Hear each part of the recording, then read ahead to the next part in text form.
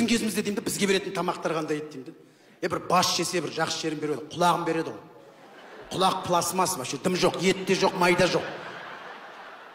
Өздері етін жейді де сүйекті береді. Мә, мүжік қой, әйелің әдемі болады дейді.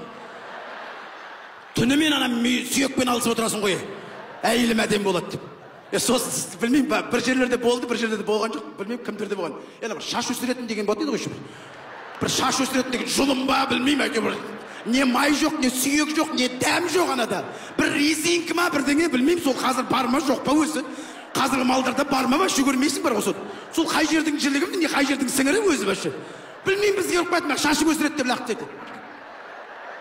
Білмеймін әйтеуір, бастар әйтеуір. Сонда конца жақ қоясың ғой. Вообще ештеңе айтпаған ғой бізге бар ғой. Арада витамин де жоқ шығар, білмеймін әйтеуір. До конца жақ қоясың ғой. Мықты болғанымыз бар ғой. Еще нанның қиқымына дейін жақ қоятын едік қой біздерде. Бай боласың дегенге кәдімгі. Бір жағынан қарап тұрсаң сарап жоқ та. Сарап жоқ. Бүкіл нәрсенің бәрін кәдімгі біз жақ қоятынбыз.